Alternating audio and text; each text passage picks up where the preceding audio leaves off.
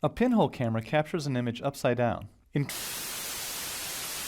On continue notre exploration des outils qui sont liés à Substance Painter, donc c'est plus vraiment de l'interface, quoique un petit peu quand même. On va voir justement les masques, donc on a déjà vu comment fonctionnent les masques, etc.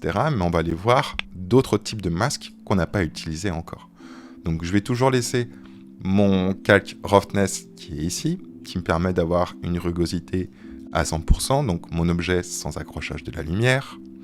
Je vais venir créer un calque de remplissage que je vais mettre par exemple en rouge. Je vais juste avec Alt et clic garder mon canal color. Donc du coup là j'ai vraiment que de la couleur puisque mon calque Fill Layer 1 a uniquement la couleur qui est activée et forcément il laisse transparaître ma roughness qui est en dessous qui elle a une rugosité de 1, donc c'est pour ça qu'on a ce visuel ici. On a juste une couleur rouge qui est complètement rugueuse. Lui, je vais l'appeler Mask. Ouais, on va quand même l'appeler Mask Bitmap. Ok. Et ce qu'on va faire, c'est qu'on va venir faire un Add Black Mask, ou même plutôt d'ailleurs, je pensais qu'on allait faire plutôt un Black Mask et autre chose après. Non, on va commencer directement avec le Bitmap Mask. Dès que je clique sur Bitmap Mask, il me propose du coup une texture à intégrer à l'intérieur, puisque finalement, une bitmap, c'est une image qui est constituée de pixels en fait.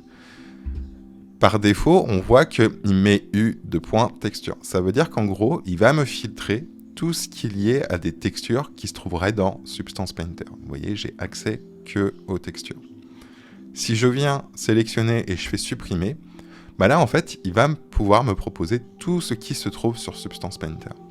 C'est-à-dire que finalement, on enlève le système de filtre qui me filtrait les textures. Et on va, par exemple, prendre cette image qui est ici. Cette image, elle est nickel. Pourquoi ? Parce qu'elle contient du blanc et du noir. Le blanc représente mon icône, le noir représente le fond derrière mon icône. Et grâce à ça, puisqu'encore une fois, les codes couleurs sont très importants, le blanc égale 100%, le noir égale 0%, je vais mettre cette flash ici. Et ce qu'on remarque tout de suite, je vais plutôt passer en 2D, c'est que, effectivement, le blanc de mon masque me permet de faire apparaître mon rouge de mon masque bitmap, que j'ai appelé comme ceci, c'est mon layer. Et donc, grâce à ça, je vais pouvoir remplir, grâce au blanc, là où il y a du blanc finalement sur ma texture, mon rouge, qui est contenu dans mon masque bitmap. Donc ça, c'est super chouette parce que très vite, vous pouvez créer même des images en noir et blanc sur Photoshop si vous voulez avoir une image spécifique. Et l'avantage de ça, c'est que du coup, vous n'avez même pas besoin de le peindre, de vous prendre la tête avec le pinceau ou quoi que ce soit. Juste une image, bitmap, en noir et blanc de préférence, va vous permettre de filtrer ce que vous laissez passer dans votre layer et ce que vous ne voulez pas laisser passer. Là, pour le coup, je laisse passer le blanc, je ne laisse pas passer le noir. Si par exemple, vous voulez l'inverse, c'est-à-dire que vous voulez que ce soit le noir qui devienne blanc et le blanc qui devienne noir, et pour ça, ce qu'on peut faire, c'est un bouton droit directement dessus, et on va pouvoir utiliser un Invert Mask. En faisant Invert Mask, en fait, je vais inverser le blanc et le noir. Le blanc devient noir, le noir devient blanc. Et on voit qu'effectivement, ce qui était noir maintenant est devenu, ce qui était noir est devenu blanc, ce qui était blanc est devenu noir, donc maintenant c'est le fond derrière mon espèce d'icône qui me laisse transparaître mon matériel. En fait, un invert, c'est pas vraiment en fait un outil qui existe dans Substance Painter. En fait, ce qu'il a réalisé, et vous voyez quand je clique sur mon masque, petit rappel, j'ai deux icônes. Si je clique sur l'icône qui représente mon matériel, on voit que j'ai plus les informations que j'avais avant. Il faut que je vienne cliquer sur mon masque pour savoir ce qu'il y a à l'intérieur de mon masque. On a à l'intérieur de mon masque mon image. D'ailleurs, vous voyez, quand je clique directement ici, je retrouve mon image que j'ai choisie. Ce qui est génial, c'est que ce n'est pas du tout destructif. Donc ça veut dire que si je veux choisir une autre image, je peux à tout moment choisir une autre image. Et ça, c'est juste fantastique. Donc je vais revenir... je vais remettre la atome. C'est pas celle qu'on a utilisée en premier, mais c'est pour vous montrer qu'on peut le changer. Et le level, en fait, le level, c'est ce qui m'a permis de faire une inversion.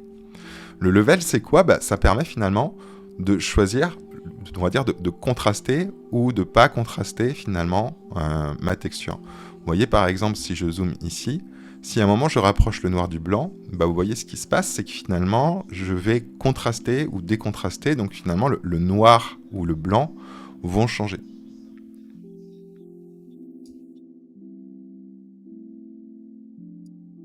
Ça, le level, hein, je ne vais pas passer trop de temps dessus parce que c'est quelque chose qui existe sur Photoshop. J'imagine que si vous lancez dans Substance Painter, c'est que vous avez au moins des petites connaissances sur Photoshop. Voilà, les levels, c'est quelque chose de très utilisé, etc. Et ici, effectivement, vous voyez, on a un invert. Et bah, si je fais invert, qu'est-ce qui se passe? Bah, je retrouve finalement le blanc de mon image et le noir de mon image à l'origine. Si je refais invert, bah, je vais inverser le blanc et le noir. Donc en fait, finalement, si je veux faire un invert, si je veux inverser le noir et le blanc, je pourrais soit faire bouton droit invert mask, ou soit alors je pourrais faire bouton droit.